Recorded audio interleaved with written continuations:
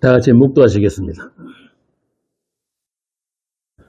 여호와께 감사하라. 그는 선하시며 그의 인자하심이 영원함이로다.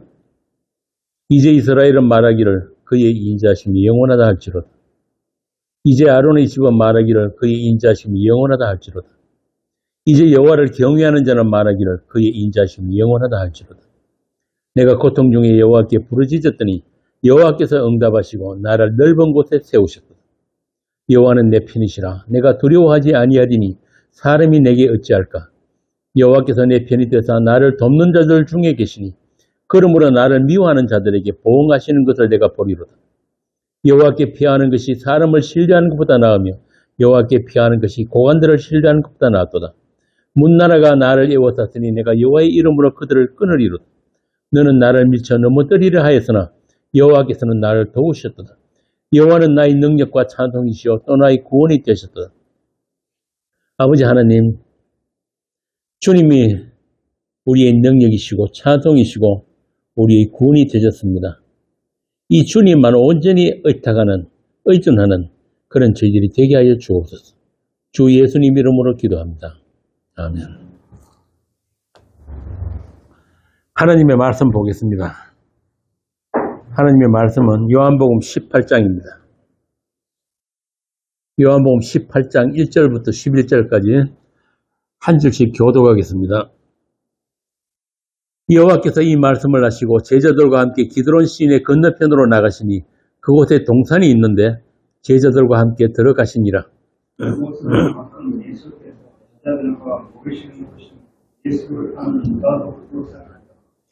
유다가 군대와 대제사장들과 바리새인들에게 얻은 아래 사람들을 데리고 등과 횃불과 무기를 가지고 그리로 오는지라.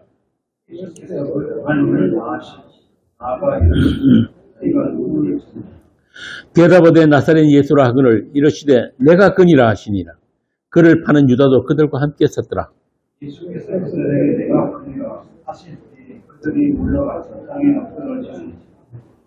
이에 다시 누구를 찾느냐고 물으신데 그들이 말하되 나사렛 예수라 하거늘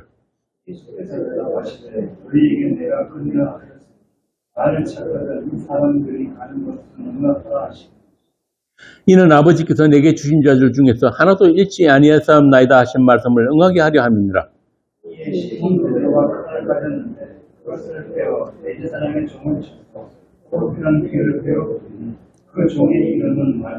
함께 읽습니다. 예수께서 베드로더러 이르시되 칼을 칼집에 꽂으라. 아버지께서 주신 잔을 내가 마시지 아니하겠느냐 하시니라. 아멘. 이제부터 이 18장부터 예수님의 순환이 본격적으로 시작이 됩니다. 예수님은 그 고난의 길, 십자가의 길을 향해 묵묵히 홀로 걸어가시는 겁니다. 그 누구도 함께 갈 수 없는 길, 또 누구도 막을 수 없는 그 길입니다. 베드로가 그 길을 막겠다고 칼을 빼들지만 주님은 그 칼을 칼집에 꽂으라고 하십니다. 여러분은 한국 교회가 왜 이렇게 타락했는지 아십니까? 왜 그럴까요? 물론 한국 교회가 정상이라고 생각하는 분은 없겠죠. 한국 교회가 타락한 것은 한마디로 힘을 가졌기 때문에. 말고의 귀를 자르는 힘. 교회 안에 그 힘이 쌓이면서 교회와 세상과의 경계가 무너져 버린 거예요. 그러다 보니까 힘을 가지지 못한 교회들은 그런 힘 있는 교회가 되기 위해 가지고 그들의 길을 답습하고 있는 것입니다. 그렇게 본문에 나오는 말고의 귀를 오늘날도 수많은 베드로에 의해서 베어지고 있습니다. 예수님은 약하심으로 십자가에 못 박히셨는데 오늘날 세상 교회들은 그 힘 가지려고 안달을 하고 있단 말입니다. 오늘 본문에 말고 이야기가 나오는 이유부터 세상 교회들이 알아야 하는 거예요. 왜 그 칼을 칼집에 꽂아야 하는지. 자, 그런데 이 요한복음에는 다른 복음서에 다 있는데 요한복음에만 없는 내용이 있어요. 오늘 이 본문에 보면은 그게 나오는데요. 그게 뭔지 아세요? 오늘 18장을 읽으면서 뭐 좀 이상하다 이런 거 못 느끼십니까? 다들 성경 안 읽으시는구나. 본문 1절에 보면은 예수님께서 제자들과 함께 기드론 시내 건너편 동산으로 가셨다고 되어 있죠. 이 동산이 겟세마네 동산이에요. 그런데 요한복음에는 이 겟세마네 동산에서 기도하시는 장면이 몽땅 다 빠져 있습니다. 기드론 시내를 건너 동산으로 가셨는데 그곳에 유다가 군사들을 데리고 왔다고 바로 연결을 해버렸어요. 뭐가 빠졌습니까? 겟세마네 동산에서 예수님이 기도하시는 장면이 몽땅 빠진 거예요. 이거는 요한 사도가 의도적으로 빼버렸단 말이에요. 이 요한복음이 주제가 뭐예요? 물론 다른 그 공간복음에도 이 예수님에 대해서 기록한 그 내용들이 조금씩 달라요.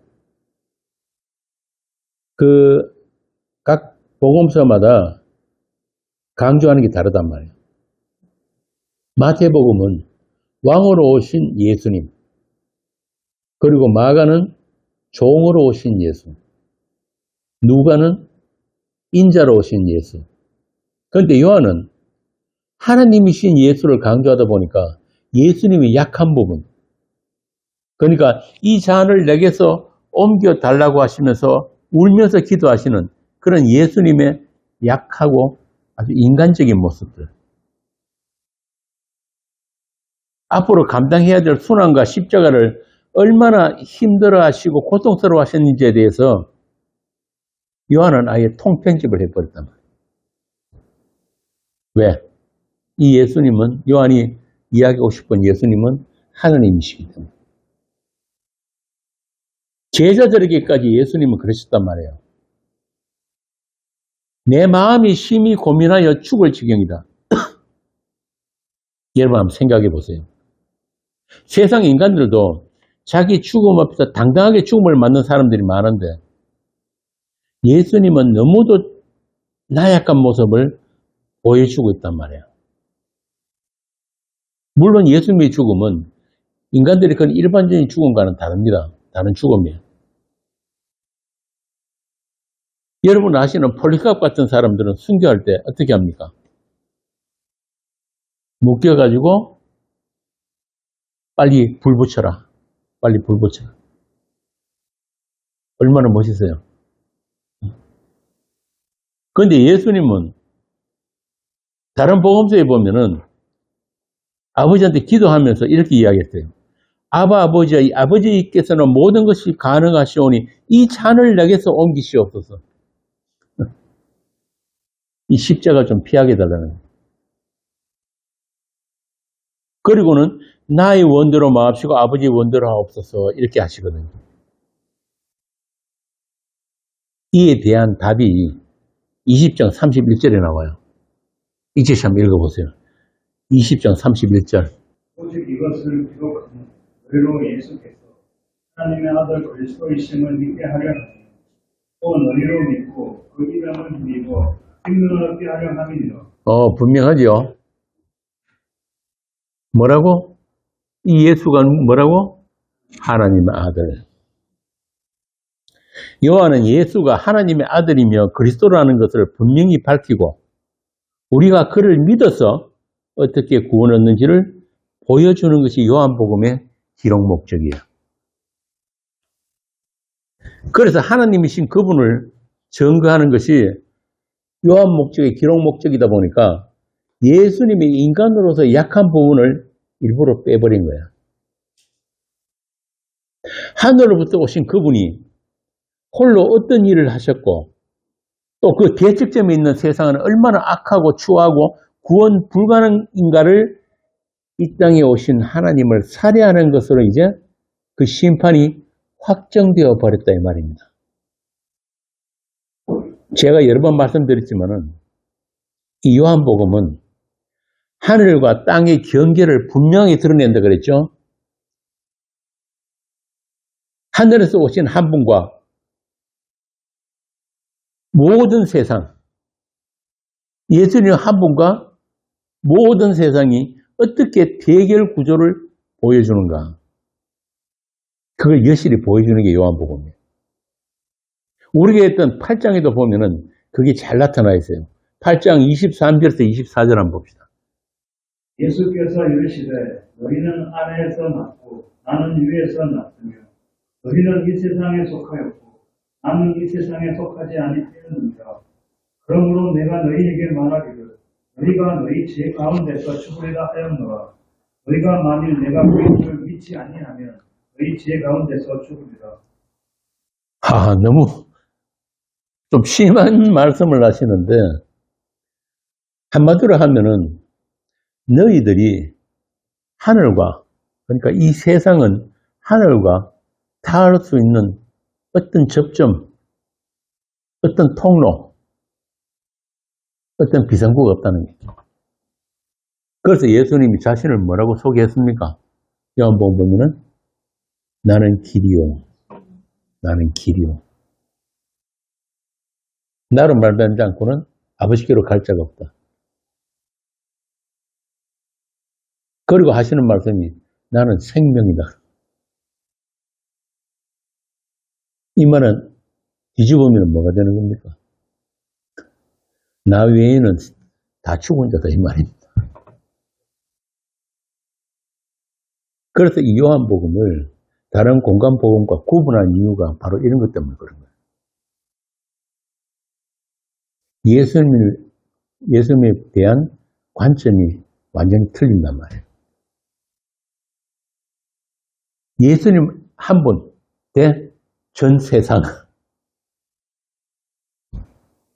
이런 대결 구도, 충돌 이런 게 아주 극명하게 보여주는 게 요한복음이에요. 그러니까 유대인들이 묻습니다. 아주 단도직입적으로 네가 누구냐? 네가 누구냐? 예수님께서 뭐라고 하십니까? 나는 처음부터 너희에게 말해온 자다. 나는 처음부터란 말은 태초부터 너희에게 말해온 자다. 이게 뭐예요? 하나님이시다 이 말입니다. 요한 1서 1장 1절에 보면 이렇게 나옵니다. 태초부터 있는 생명의 말씀에 관하여는 우리가 들은 바요, 눈으로 본 바요, 자세히 보고 우리의 손으로 만진 바라. 여기 태초부터 있는 생명의 말씀에는 이건 뭘 이야기하냐면은 창세기 1장에 나오는 바로 그 말씀이에요. 빛이 있으라 하니 빛이 있었고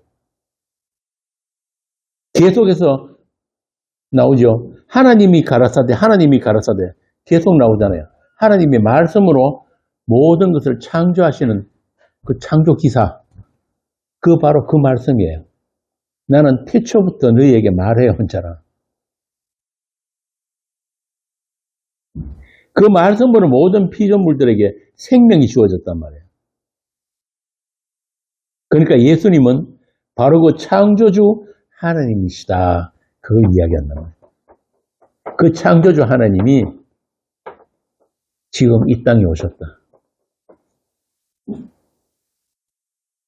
그 하나님께서 자기 약속을 위해서 이 땅에 육체로 오셨다는 것이 요한 사도가 요한복음과 요한 1서 같은 그런 서신서를 기록한 목적이다 이 말입니다.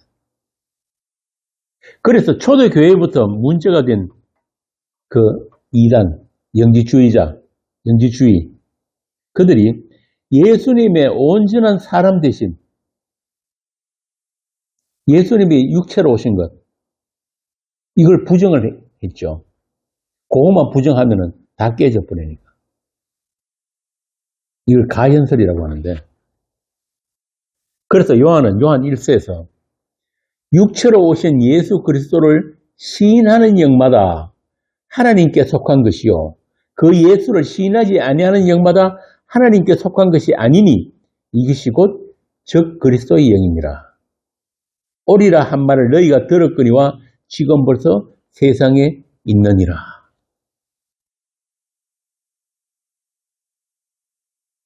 그때는 지금이는 육체로 오신 그 하나님의 아들, 그리고 십자가 지시고 창세전에 그 약속을 온전히 다 이루신 그 하나님을 믿지 못하는 것은 똑같습니다. 세상은 믿지 못해요. 심지어는 교회 다니는 사람들까지.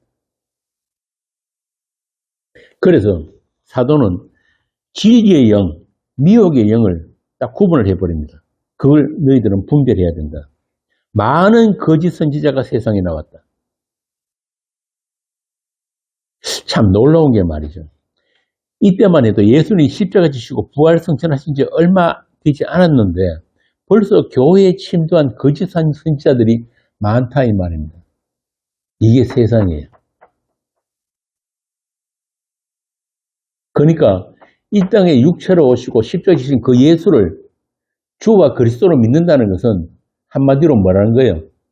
기적이다. 기적. 못 믿는 게 정상이다. 그래서 악한 영들이 혹시라도 믿는 자가 있을까봐 온 교회, 사도들이 복음 전하는 교회랑 교회는 다 찾아다니면서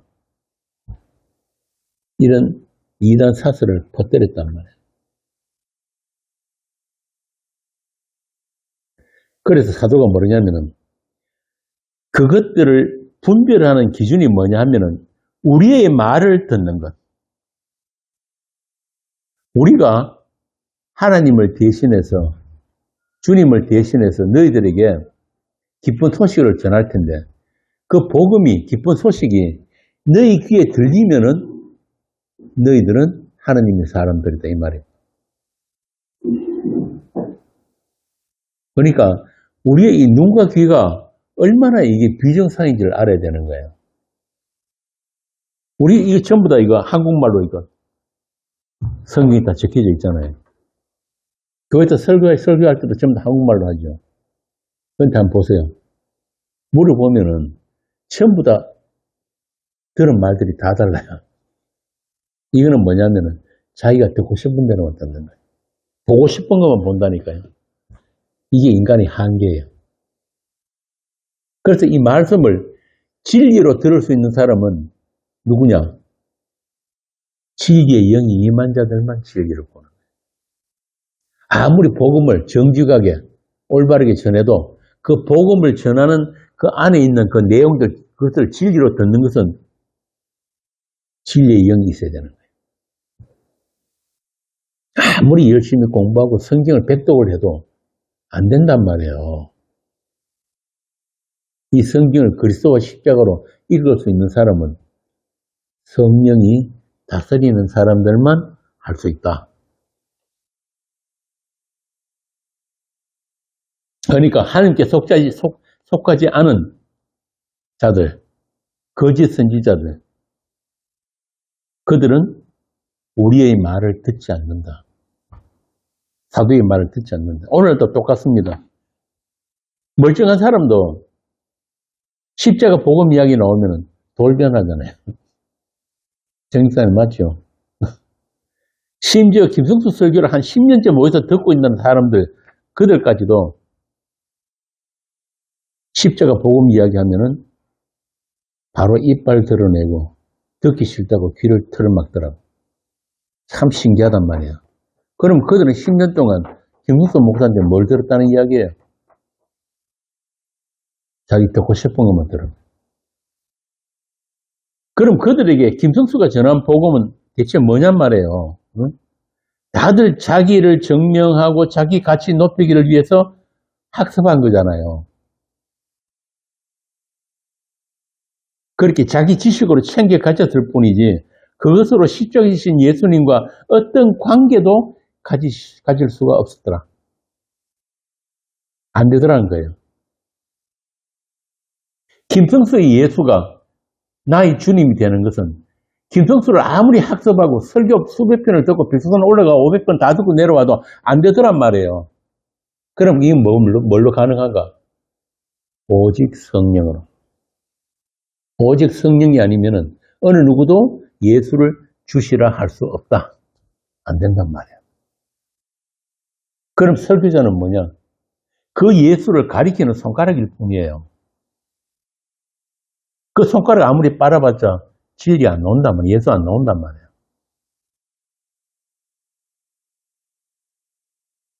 그 설교자가 가리키는 그 예수를 똑같이 바라볼 수 있는 사람은 성령의 다스림이 있는 성도만 가능한 거예요.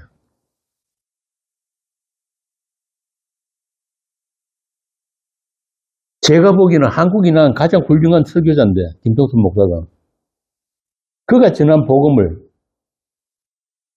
그 복음으로 예수님의 주되심과 하나님 되심을 믿는 자가 거의 없더라는 거예요. 제가 보니. 지금도 서울에는 김 목사가 목회한 그 교회 아직도 있잖아요. 동영상 틀어놔놓고 10년째. 그런데 그들과 대화해 보세요. 그 예수 아는가? 설교는 달달 다 외우는데. 누가 질문하면, 그거 김성수 목사 로마서 몇 편이 있습니다. 이 소리는 할 줄 알지만은, 자기 언어로 그 예수를 똑같이 설명하는 사람들은 거의 없더란 말이에요. 하물며 그런데 세상 교회야 더 말할 것도 없잖아요.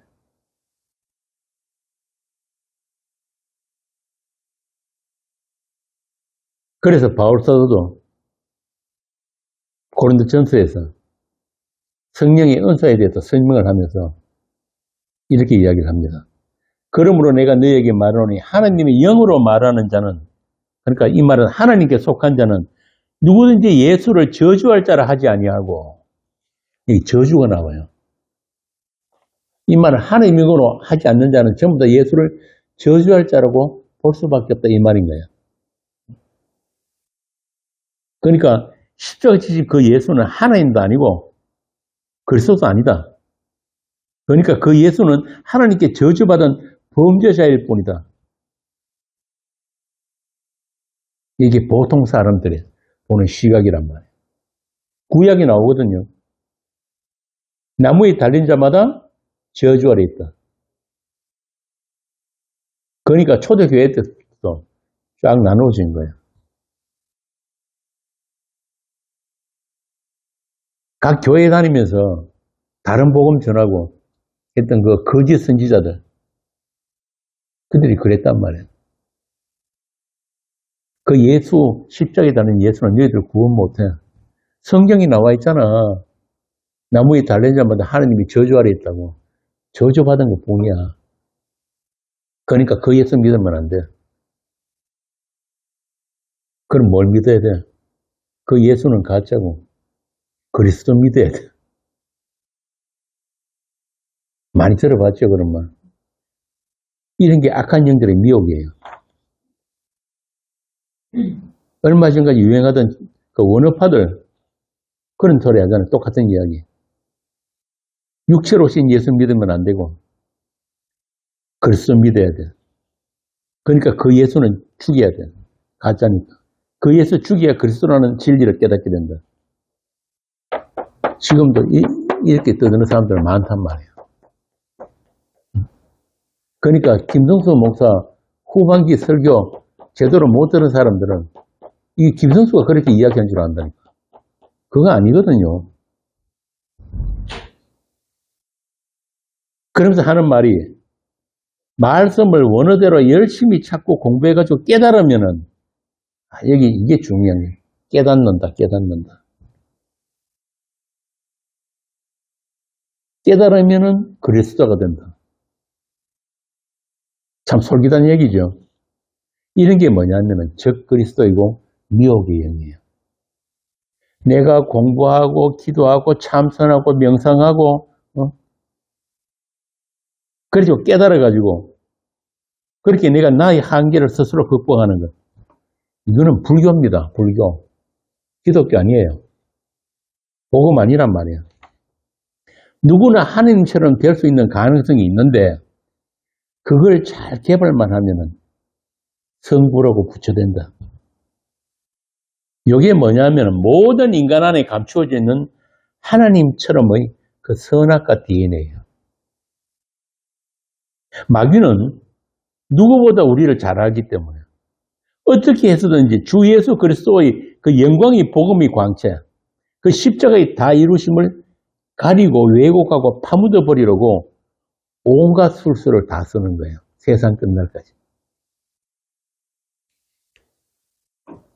오늘 요한복음 10장, 18장부터 이제 예수님의 순환이 본격적으로 시작이 되는데 요한 사도는 십자가 지신 그분이 이 땅을 다녀가신 하나님이라는 것을 우리에게 증언하면서 또 한편으로 인간들의 무지와 무력함과 나약함을 극명하게 대조해서 드러내고 있는 거예요. 모든 세상이 그 하나님을 알지 못했다. 그리고 모든 인간들이 이 땅에 오신 그 하나님의 아들을 살해한 공범들이다. 심지어 제자들까지. 그래서 요한복음 1장부터 그렇게 요한복음이 아주 바로 단도직입적으로 그 이야기를 하고 있단 말이에요. 요한복음 1장 5절 한번 봅시다. 요한복음 1장 5절. 빛이 어둠에 비치되 어둠이 깨닫지 못하더라. 참. 하늘로부터 참 빛이 오셨는데 뭐라 그럽니까? 세상이 몰랐다가 그러지 않고 뭐라 그럽니까? 어둠이 깨닫지 못하더라. 온통 세상이 어둠이란 말이에요. 10절, 11절 한번 봅시다. 그가 세상에 계셨으며 세상은 그로 말미암아 지은 바 되었으되 세상이 그를 알지 못하였고 자기 땅에 오매 자기 백성이 영접지 아니하였으나 자기 백성이 영접지 않았다. 아무도 몰랐다. 지금 이 이야기를 지금 요한은 지금 18장까지 아니 21장 마지막까지도 계속하고 있는 거예요. 제가 제자들까지도 예수님을 몰랐고 예수님이 하신 일에 아무런 도움이 되지 않았다고 했죠. 하나님의 영이 그리스도의 영이 임하기 전에는 그 제자들도 그냥 세상이었단 말입니다. 세상. 하나님의 아들을 살해할 수밖에 없는 원수들이더라. 요한이 그 이야기를 하는 거예요. 모든 세상이 하나님의 심판 아래 있었던 거예요. 달리 말하면은 강한 자 마귀에게 붙들려가지고 꼼짝달싹 못하고 종노릇하고 있었다. 그게 예수님이 이 땅에 오셨을 때 세상의 실체였다. 그게 세상의 현실이더라. 그래서 말입니다. 참 재밌는 게 다른 복음서에 보면은 베드로가 예수님을 3번 부인하고 닭이 울죠. 그죠? 닭이 울고 난 뒤에 베드로가 통곡하면서 회개했다고 기록이 되어 있는데 요한복음에는 이것도 쏙 빼버렸어요.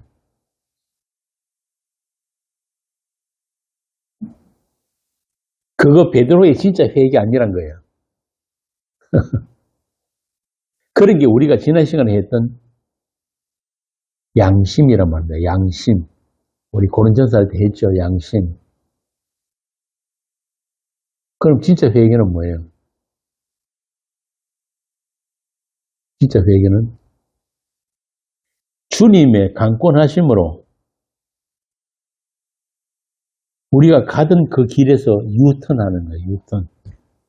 우리는 그냥 길 잃은 양같이 지갈 길 가는데 주님이 오셔가지고 찾아서 데리고 가는 것.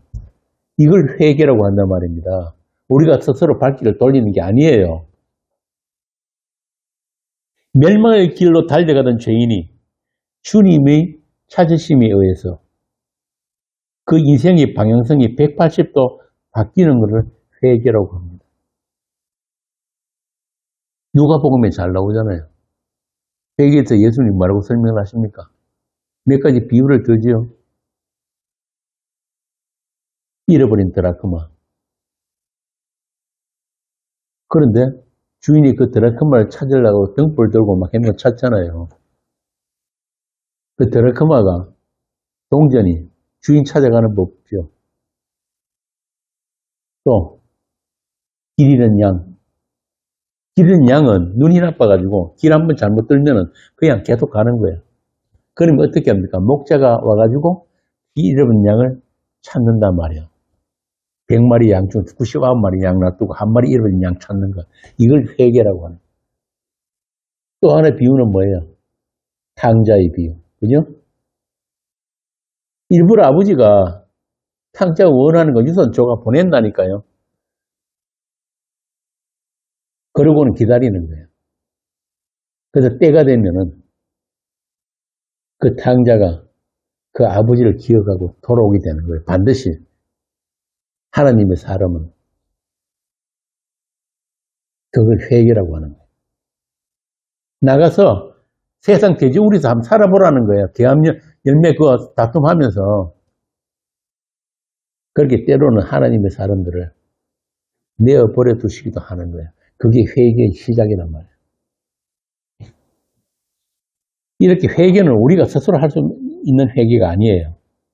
저도 옛날에 그거 많이 해봤는데 새벽기도 철야기도 가가지고 울고불고 하는 거 있잖아요. 그거 회개 아니란 말이에요. 어릴 때부터 잘못한 거 전부 다 찾아내가지고 기억해가지고 반성하고 그런 거 아니란 말입니다. 그래서 베드로가 부활하신 예수를 만난 후에도 감춰놨던 배 타고 고기나 잡으러 가는 거예요. 이게 무슨 베드로 회개한 거예요. 다 굴고 통곡했는 베드로가 오늘 아침에 우리 그 주일학교에서 같이 이 이야기도 같이 나누었는데 주님은 우리의 어떠함에도 불구하고 불가능한 우리를 그냥 일방적으로 찾아오세요. 예수님 십자가에 못 박혀오는데 제 아들이 어떻게 했습니까? 저희도 잡혀갈까봐 두려워가지고 문고를 잠그고 숨어 있었다니까. 그런데 부활하신 예수님이 그냥 싹 나타나 버려. 그래서 내 손과 내 옆구리 만져보라 그러면. 그러면서 하시는 말씀이 평강이다. 평강이다. 샬롬.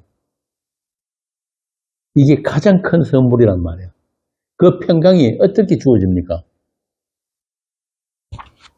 못 박힌 손과 옆구리.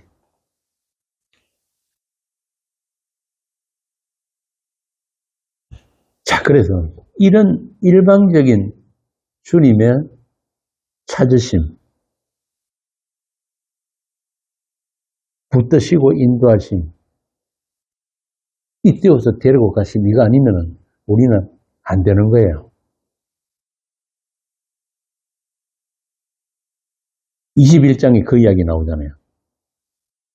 베드로가 감춰놨던 배 딱 꺼내가지고 고기 잡으러 갔는데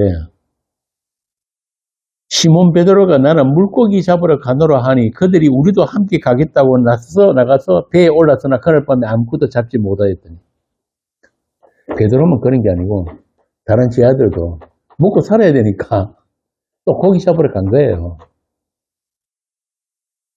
우리가 할 수 있는 건 그것밖에 없다니까요. 베드로나 제 아들도 다 지갈길 갔단 말이에요.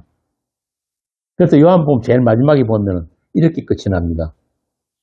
예수님이 요한의 아들 시몬아, 네가 나를 사랑하느냐? 베드로가 예수님을 따라다니고 오늘 본문에 나온 것처럼 말고의 귀를 베고 하는 것과 예수님을 사랑하는 것은 다른 세계예요. 이쪽이 종교의 세계라면 이쪽은 복음의 세계라, 영의 세계. 이쪽이 육의 세계라면 이쪽은 영의 세계란 말이에요. 십자가이신 예수가 나의 주님이 되고 하나님이 되시는 것은 우리 인간편에서 우리 인간들의 믿음이나 열심으로 알 수 있는 게 아니다. 요한은 이 이야기를 하는. 그럼 어떻게 그 관계가 만들어지는가? 21장 18절. 내가 진실로 내게 이르노니 네가 젊어서는, 그러니까 네가 네 인생의 주인이 돼서 살던 그 모든 날들, 그 젊어서는 스스로 띠뛰고 원하는 곳으로 다녔거니와. 내가 십자가 진다 그러니까 베드로 네가 주님 그리 하시면 안 됩니다. 꼭 말기고 내가 잡혀가려고 그러니까 말고 기도 막 배고 다 했는데, 요즘 말로 하면은 네가 믿고 싶은 예수도 믿고 네가 선택한 교회도 다니고 네가 좋아하는 목사 설교 듣는데 열심히 종기생활을 했는데 늙어서는 네 팔을 벌리리니 네가 동원할 수 있는 모든 힘과 자원들, 시간들, 그거 내가 다 빼앗아 버릴 거야. 이걸 가지고 다른 말로 하면은 불가항력적인 은혜라고 하는 거예요. 불가항력적인 은혜. 우리는 무서워가 잡혀갈까 싶어 문 꽁꽁 걸어담고 숨어 있는데 예수님이 그냥 싹 나타나 버려요.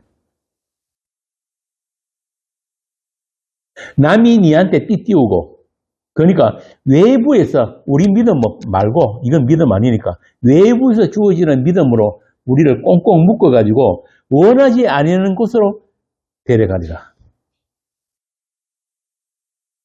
정기사는 원하지 않는 곳이 어디예요?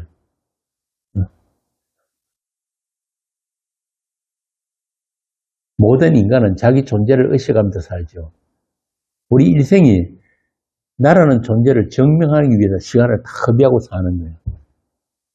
좀 더 가치 있는 인간들이고. 근데 이 모든 것들이 사라지는 자리가 어딥니까? 십자가. 주님이 우리를 그곳으로 데려간단 말이에요. 그 예수님의 언약의 죽음, 그 진리의 죽음 안으로 우리를 데려가서 그 죽음에 참여시키겠다는 거예요. 왜? 그 죽음 안에서만 생명이 나누어지기 때문에. 생명이. 성경은 전부 다 그 이야기 하는 거예요. 그 하나님적인 생명, 그 생명 주시기로. 그게 언제 확정된 거예요? 창세 전에. 이걸 다른 말로 하면은 우리의 자기 부인이라고 하고 구원이라고 하는 거예요. 우리는 스스로 자기 부인을 할 그런 능력 없어요. 그럴 의향도 없어요, 우리는. 그런데 우리를 불가항력적으로 그 주님의 그 죽음에 우리를 연합시켜버려요. 그래서 바울이 그러잖아요. 내가 그리스도와 함께 십자가에 못 박혔나니. 그런 적이 이제는 내가 사는 것이 그리스도께서 사신 것이에요. 이걸 구원이라고. 다른 말로 하면 그리스도와 한 몸 된 교회. 그 죽음 안에서만 우리가 하나가 된단 말이에요. 그렇게 하나님의 일은 하나님의 뜻과 하나님의 능력으로 이루어진다는 것을 요한은 끝까지 우리에게 고집스럽게 설명을 해주고 있는 거예요. 인간의 구원 불가능과 또 그를 통해서 하나님의 하나님 되심을 요한 사도는 시종일관 우리에게 들려주고 있는 거예요. 세상에 오신 하나님의 아들을 살해할 수밖에 없는 그런 가인의 후예들, 그 세상 속으로 죄 있는 육신으로 찾아오신 그리스도 예수. 그렇게 하나님의 하나님 되심, 즉 자기 약속에 전능하신 그 여호와 하나님의 영광이 육체로 오신 예수님과 그의 십자가에 온전히 나타났다고 하는 것이 이 요한복음뿐 아니라 모든 복음서와 서신서들의 증언입니다. 복음서에 나타난 이런 무지하고 무능한 제자들이 바로 우리의 모습이에요.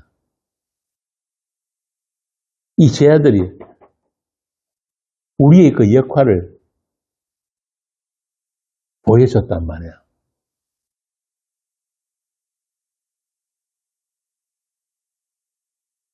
아니, 그렇게 예수님이 기적도 보고 온갖 기적 다 봤잖아요. 제 아들 따라다니면서. 그런데 어떻게 저렇게 못 믿었을까? 어떻게 집 먹고 살 생각밖에 못 했을까? 그거 아니라니까요. 이게 전부 다 우리 모습인 거예요.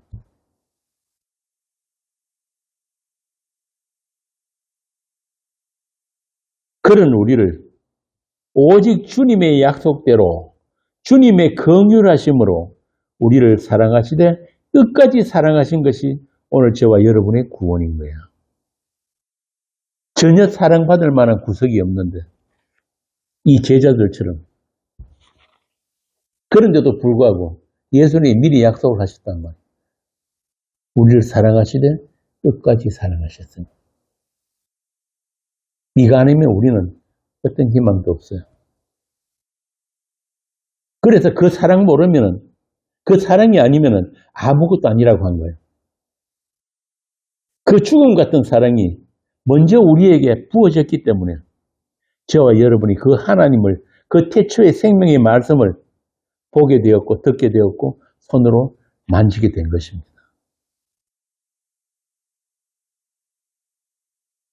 우리가 가장 힘들고 아플 때 우리는 우리를 붙들고 계신 그 주님의 손길, 그 체온을 느낄 수가 있단 말입니다. 그렇게 털썩 주저앉은 그 자리가 우리 주님을 만나는 자리예요. 그런 복이 여러분에게 있기를 축원합니다. 이 사랑을 인생 내내 온몸으로 체감하는 사람들을 바로 하나님이 피로 사신 교회라고 합니다. 그렇게 우리 인생이 끝나는 날까지 주님은 우리를 자기의 믿음과 자기의 사랑으로 띠띠워가지고 우리가 있어야 할 그곳으로 데려가고 계십니다. 세상에서 헤맬 때, 세상이 마귀가 우리를 정죄하고 우리를 나락으로 밀어뜨리려고 할 때 예수님은 우리 앞에 서서 두 팔로 막으시면서 말씀하십니다. 내가 그니라. 내가 그니라. 이들은 내가 피로 산 나의 친구의 나의 신부요 나의 아들들이니 내가 이들을 위해서 언약의 피를 흘렸다. 내가 그니라. 오늘 제들 앞에 막아서신 그 예수님의 그 말씀을 여러분도 들으실 수 있어야 하는 거예요. 이 주님을 사랑하시기 바랍니다. 이미 여러분은 그 사랑 안에서 그 사랑으로 우리 주님을 사랑하는 사랑의 아들들입니다. 그 사랑의 아들 나라로 옮겨진, 이미 그쪽으로 옮겨져 있는 하늘의 사람들이에요. 그러므로 세상에서 남은 날들, 그 남은 날들을 그분이 정인으로 살게 될 것입니다. 그것이 여러분이 복이고 운명이에요. 히브리서 13장 12절부터 15절 함께 읽고 오늘 강론을 마치겠습니다. 여러분들이 앞으로 남은 날들을 어떻게 살아야 할 것인지, 또 아담으로부터 오늘 여러분들까지 그 십자가 행렬이 어떻게 진행되고 있는지 한번 보잔 말입니다.